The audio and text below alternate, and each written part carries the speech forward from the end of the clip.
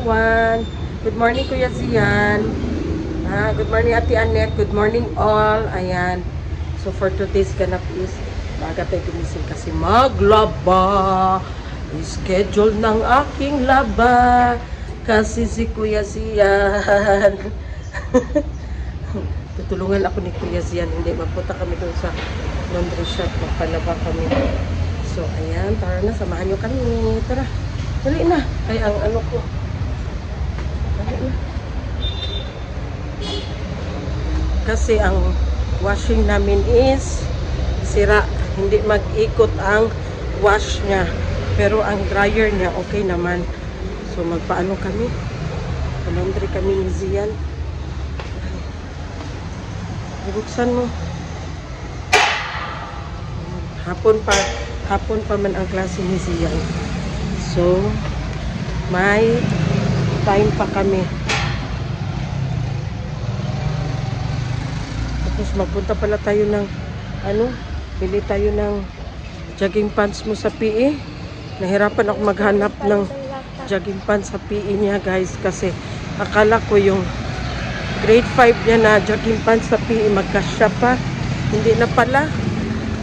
So, hanap ako, nagkaubusan ng jogging pants na kulay blue. Sakay lang kami ng motor. Kunin mo. Kunin mo. A few moments later. Nandito na kasama. Blue bubble. A little longer than a few minutes later. Nandito na kami sa bahay, guys. Tapos na kami nagpa-laundry ni Zian. Uy, abala ka diha. Naghanap kami ng jogging pants niya. So, wala siyang susuotin bukas. Dali na. Punta muna ako saglit sa Lats kasi kailangan ni Zian ng niya, PE uniform niya bukas. So, 11:30 pa man ang pasok ko. So, already past 9 pa lang. Sumunod pa time. Kasi malapit lang naman dito ang Nuts for Less. May nakita ako doon yung nakaraan. Kaso hindi ko siya nasama. Baka hindi na naman magkasya. So, mas mabuti isama ko siya. Kasi sexy ba ito siya masyado ang katawan mo? Ang tiyan niya o walang tiyan.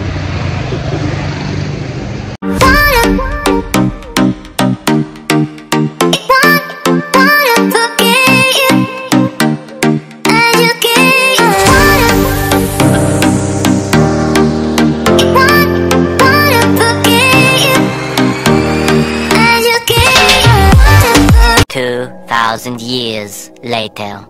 So, ayan na nga, guys. Uy, it's close man. Nandito na kami sa bahay. So, it's already 10:34. Mag-prepare na naman for pasukan ni Kuya Zian. Ikot tayo doon. Kasi ang klase ni Kuya Zian start ng 11:30. So, prepare na naman tayo for Kuya Zian. Ayan. Yan lang ang daily routine, guys. Dito ako tumaan kasi sarado doon ang gate. Zian. Zian. Naday nagsunod sa ko, A few moments later. So, yan na, guys. Hatid na si Kuya Zian ni Kuya Kimkin. Bye-bye. Dam, nanigarilyo na po si Sarah, Dam, oh. Aman. Dam, nanigarilyo si Sarah. Naramagod yung mentor, Dam, oh. Mo yun ni nagdala, Dam. Tarawa, Dam, oh. Napadyog ko'y proof, Dam, oh. Sa kamot, Dam. Kabalo naman na siya. Maumang ni ang tigtintal kay Sarah, Dam. Hala, uy. Iya, si Sarah po, Dam. Dali na po kay matintal. Hala. Tunga na sa kahasa isa kaadlaw, Dam.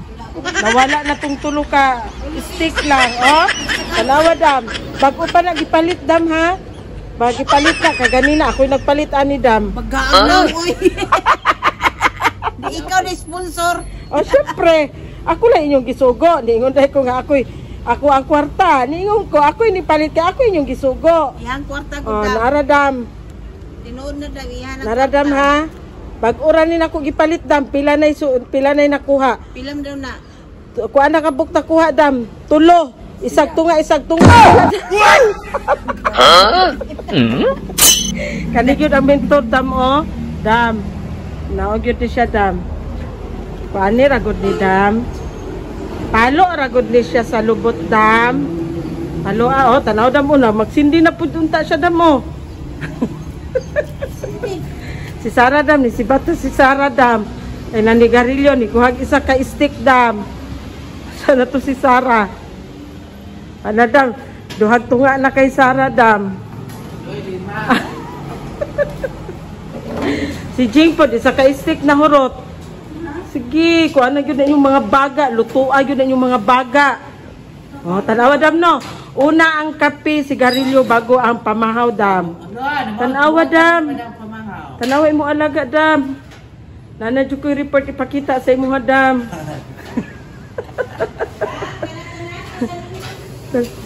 Sarapod, ang mentor, ayaw tingog.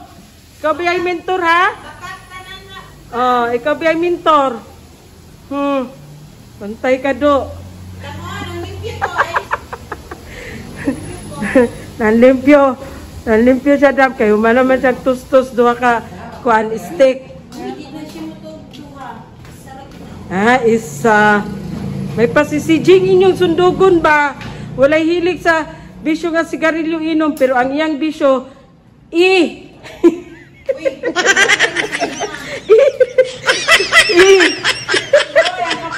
itlog.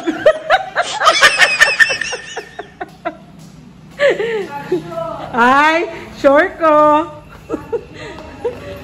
Sure jug ko. Nagpurog ba na siya? Dali namin si Pinky guys sa doktor niya kasi di namin alam ano nangyari. Ala, nagpurog. Ano man ni siya? May diaper. Sama pakiramdam ni Pinky. Bakit? Sa man ni siya? Nag-chill siya. Nag-chill lang ga. Walang ga. Pinking. Pinking na yan. Bakit yan? Uy. Kawawa naman. Unsa man ni siya? Asa na si Jing? Kaganina pa ni siya. Nagakurog siya. Kaganina, nagakurog siya.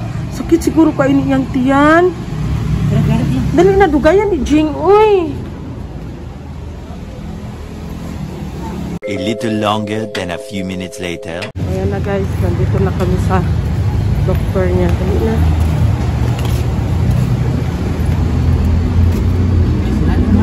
Sarado? Open man. Basin pa, anak. Sarado. Doctor is in. Apa siguro? Alangga. Alang lang. Sige daw, Bi. Tindog daw lang ga, Bi. Kuha daw na, Bi. Tindog lang ga. Sige daw lang. Tindog lang.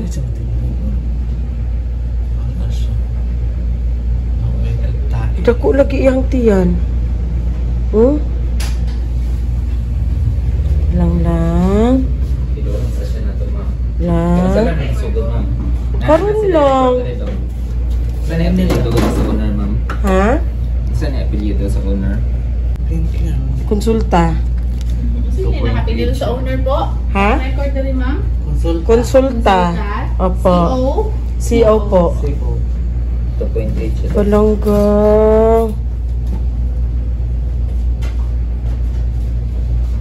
Baguro man di siya nagluya. Wala pa man ni kaga. Ano yung nili sa gat, ma'am? Pinky. Yes po. Palangga. Ano saan yung si Pinky, ma'am? Nagluya siya, Dok. Dili siya magtindog. Asa yung Tapos, vaccination card? murag na ka. Nana, dili. Asa to? Ayan po muna.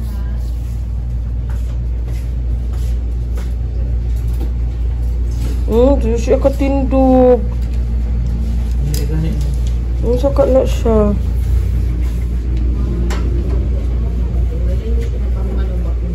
Palangga. Ano siya ma'am? Ikalibang ka? Parang. Ka? Oo. Alibang naman yata. Libang lang, no? Pero mag-test ka sa iya ha ma'am ha. Blood test. Huwag ka nang sapot niya. Basa kayo yung kuansi. Opse. Oo, basta. Ang luya gyud siya. Ulos di siya katindugod sa iyang kuan. Hmm? Nangilugyan mo na siya. Ha? 7 life na naman. Pila, kano sa kalabihan na niya matansin? Karon lang, ganinang butag dili pa man siya. Hindi nakaon niya. Iyan ang pagkaon do. Asan pagkaon niya? Aws ito na, oh.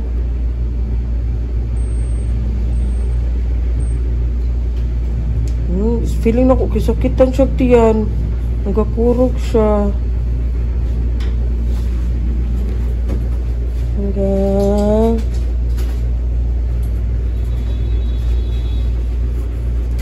Hindi siya katindog.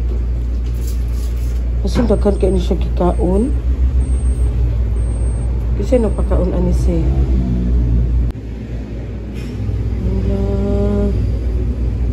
Hanggang... Hindi siya katindog.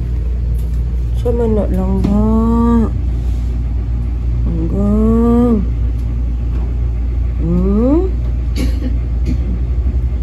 Ito ka lang ga.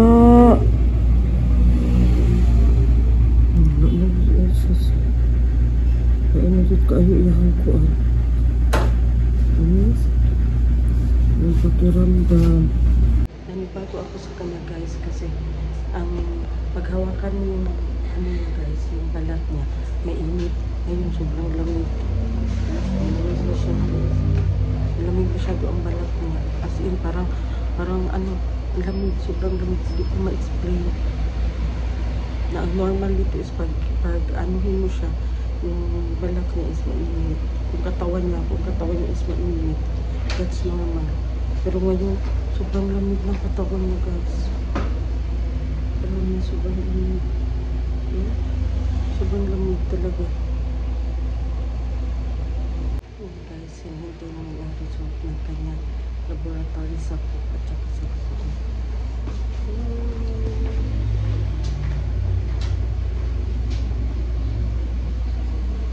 A little longer than a few minutes later. So, ayan guys. Admit muna si Pinky. Iiwan muna namin siya dito guys. Hope na ma-okay siya kasi hindi talaga mabuti ang kalagayan ni Pinky guys. Ayan. Biglaan lang talaga. Oh, malaki ang tiyan niya. Ayan. Malaki ng tiyan niya guys.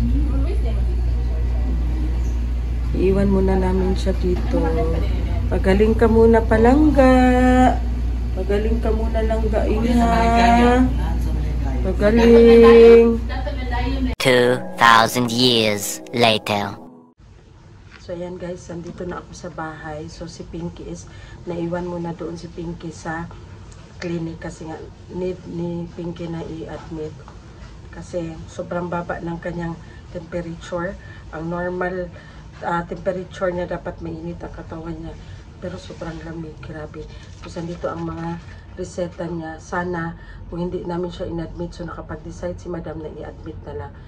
So dala ko dito ang result ng kanyang tawag niyan, ng kanyang poop at saka ng kanyang dugo.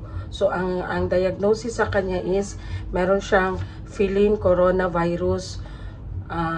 Kumbaga ano siya, tawag niyan, parang viral infection siya na nakukuha galing sa labas. Kahit sabihin natin na walang ibang pusa dito sa kwarto, pero tayo or kami na nanggaling doon sa labas, nakakuha ng mga virus galing doon sa labas. So naglapit kami kay Pinky, so na-adapt ni Pinky. And then meron din siyang Jardiasis. So yung Jardiasis is kung sa tao para siyang amoeba. Which is nakuha siguro ni Pinky either sa ayahang pagkaunan na walay hugas-hugas, sa iyang tubigan din na walay hugas-hugas, and then sa kanyang taihan, sa kanyang yung may litter sand, o dapat daw sabi ni Doc, dapat alisin yung litter sand and then hugasan siya, brushan siya, tapos saka na ibalik ulit ang litter sand. Pero dapat ginaayag sa ganit siya jing og tama na para kuha, tapos ibulan siya sa init para mawala ang iyang baho.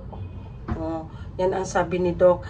Tapos hindi namin siya pwede iuwi kasi nga sobrang baba ng kanyang temperature. So kailangan siya tawag niyan, gibutahan siya suga kay sobrang lamig ng kanyang katawan.